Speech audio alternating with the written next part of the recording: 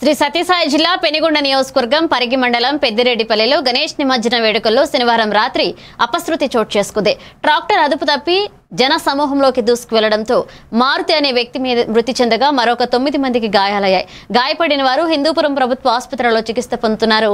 ఆదివారం మంత్రి సవిత బాధితులను పరామర్శించి మృతి చెందిన కుటుంబానికి ఇన్సూరెన్స్ తో పాటుగా ప్రభుత్వ సాయం అందిస్తామని, పిల్లల భవిష్యత్తుకు భరోసా కల్పిస్తామని హామీ ఇచ్చారు. ఇలాంటి ఘటనలో పునరావృతం కాకుండా కఠిన చర్యలు తీసుకుంటామని హామీ ఇచ్చారు మంత్రి సవిత.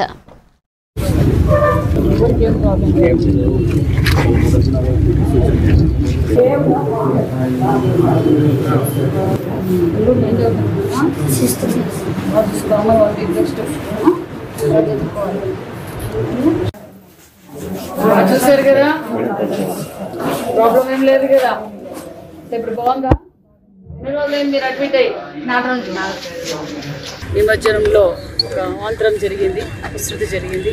మరి జరగకూడదని ఆ డీజే సౌండ్లలో మరి క్రౌడ్ ఎక్కువ ఉండటంలో, అప్పు ఎక్కువ ఉండటంతో కంట్రోల్ చేయలేకపోవడంతో ఇన్సిడెంట్ జరిగింది. ఇన్సిడెంట్లో మారుతి అనే అబ్బాయి కూడా చనిపోయారు. మిగతా వారు కూడా 4 హాస్పిటల్లో అడ్మిట్ అయ్యారు. వాళ్ళకు కూడా చికిత్స పొందుతారు. వాళ్ళు అవుట్ ఆఫ్ డేంజర్.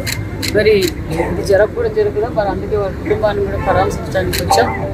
మరి ఇలాంటి సంఘటనలు జరగకుండా ప్రతి జాగ్రత్తలు కూడా తీసుకుంటామని కూడా బాధిత కుటుంబానికి ఖచ్చితంగా పార్టీ నుంచి, ప్రభుత్వం నుంచి ఏదో వచ్చిన అవకాశం, తెలుగుదేశం పార్టీ సభ్యత్వం కార్డు కూడా ఉంది అబ్బాయికి.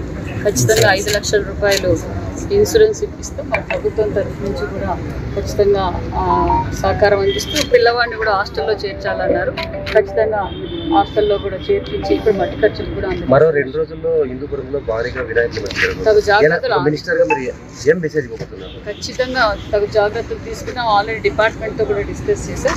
ఖచ్చితంగా ఎలాంటి అవాంతరాలు జరగకుండా తగు జాగ్రత్తలు తీసుకుంటాం.